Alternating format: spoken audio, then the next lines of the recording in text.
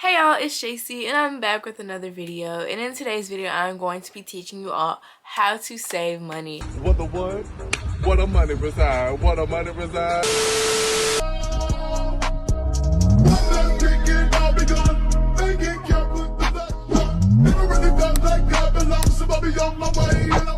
You probably recognize me from a few of my other videos where I taught you all a whole bunch of ways to make money.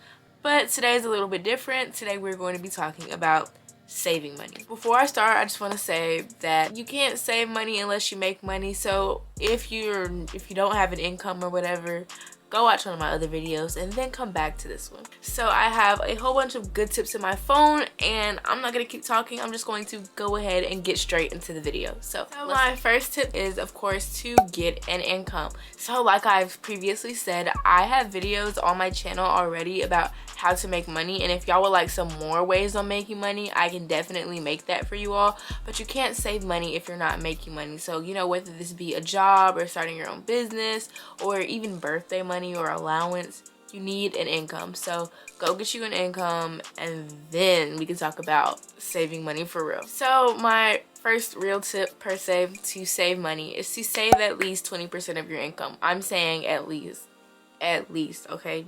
Do you feel me? At least 20%, because you know, a lot of us are young and we may not have that many responsibilities. Like, you may not be paying your own bills or whatever, but you know, they say for adults to save like 20% of their income because they have like responsibilities, but as younger people, we don't have as many responsibilities as they do, so we can afford to save a little bit more. So to calculate 20% of your income, you know, we're gonna go to math class for a little bit. So let's take it to math class for a little bit and let's talk about how to calculate 20%. To calculate 20%, you take however much you made and you multiply that by 0.2, and that is your 20%. So 100 times 0.2 is 20. So if you made $100, you'd be saving $20. If you made $200, you'd be saving $40, and so on. So do the math with the income that you're making, and whenever you make that income, let's say your income comes in monthly, like if you do YouTube, you get a monthly check, save at least 20% of that monthly check. So my next tip is to have a place to store your money. So if you were old enough and your parents allow you to, a savings account is a great way to go.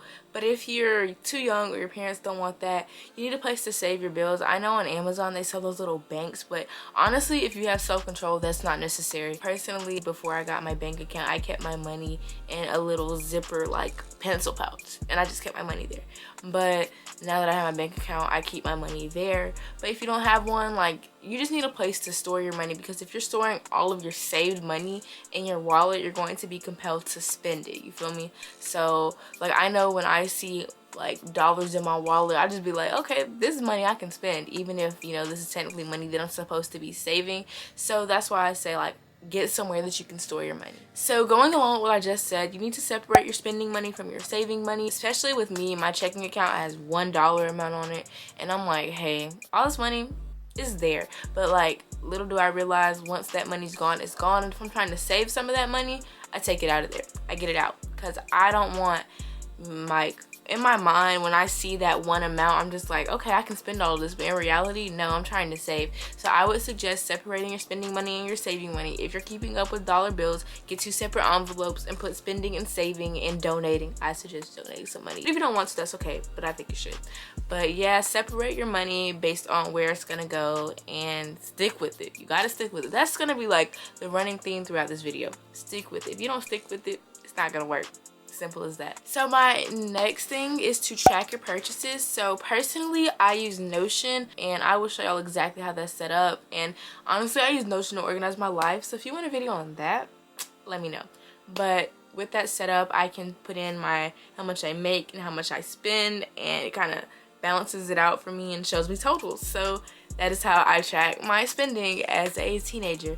And honestly, the way that I keep up, because I make most of my purchases on my card, so once I like get home for the day, let's say I've been out to the mall or something, I'll just pull up my account and type in everything that I spent that day, and that's how I do that. So yeah, you need a way to track it. There's so many apps. I don't really use any apps, so I can't recommend you a specific one, but by doing research you will find the correct app for you, or you can just use a piece of paper. Simple as that. So my next tip that kind of helps us to actually learn about personal finance. I know it's not something we learn at school, but I mean, even as simple as following some TikTok accounts that talk about finances. Just knowing about finances will get you a long way and will help you not only when saving as a teenager, but saving for the rest of your life. And I know a lot of us, like especially in our generation, our parents didn't learn about it till later, so like they probably would have been better off if they had learned about personal finances at the age you are now. So that is why you have that advantage as a young person with the internet to learn about as much personal finance as you can. Read finance books, educate yourself on finance. It can't hurt you. So my next tip is to figure out how you spend money, and when I say that, I mean like, when you see something online, are you more likely to splurge? Are you more likely to spend cash or card? I know personally for me, I'm more likely to spend the cash than to spend on my card. So when I know that, I keep less money in cash. Kind of just what I mean by know your preferences, kind of tailor, like know your spending habits and tailor, like have solutions for when you run into issues with your spending habits. Like for me, when I have cash, I am more likely to spend my cash than my card. So I keep less cash because I know I'm more likely to spend. Also, I know that, like for example, if I go to Target and I go to that dollar section, I'm gonna buy something out of that dollar section. So I know to stay out that dollar section. When you know your spending habits, you can find ways to stop spending as much, and it'll really help you. So just know how you spend and know your preferences. My next tip is to use as many discounts as you can and always check for a coupon. Honey, there are so many ways you can save money. Like, I know if you buy on Amazon a lot, there's this website called Vipon, and it gives you so many coupons. And Rakuten, something that gives you cash back. This video is not sponsored, by the way. These are just things that I genuinely use. And even going as far as just typing in blah blah blah coupon. But also, don't go too overboard on the coupons, because sometimes having a coupon can make us spend more. But like, for example, if you need something for your school project in Hobby Lobby has a coupon all the time on their website. So go on their website and get that coupon. It's just things like that, being a conscious spender and not impulse spending and thinking about your purchases before you're buying them. That is going to help you save money. If I want to purchase something, I wait. So for example, like especially clothes, I live for clothes, right? And I buy a lot of clothes. So before I purchase clothes online, I say, hey, wait a week and see if you still want the clothes.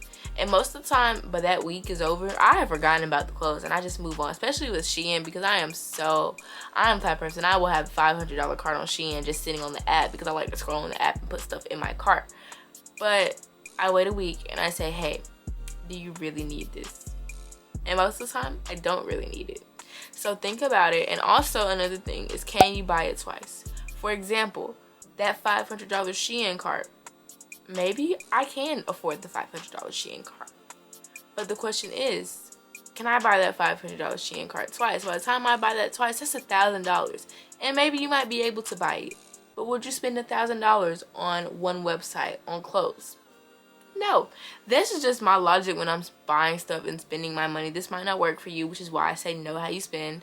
But I'm like, even if I could buy it twice, would I want to buy it twice? Would I be okay with that amount coming out of my bank account? And most of the time, the answer is no. So I hit back and we just don't make that purchase. So my next tip is that you might have to skip going out sometimes. If you're trying to save money, you might have to not go out with your friends. And I know that sucks, but find cheaper solutions. Find, like, instead of going to, I don't know, instead of paying to get in somewhere to hang out, go somewhere for free. But yeah, you might have to skip out on some things, but just know it's gonna come out better in the end. You need to set saving goals. You're never gonna get anywhere if you don't have a saving goal. What are you saving for? What is the amount that you want to save, and why do you want to save it? Like, if you're just saving just to save, you're not gonna be motivated and you're gonna be blown over by the simplest purchase flashing across your face. So I suggest when you're setting your saving goals, set an amount that you want to save to and set a reward. So let's say, for example, you want to save $1,000, and once you hit that $1,000, you can spend $100 whenever you want to spend it on. Or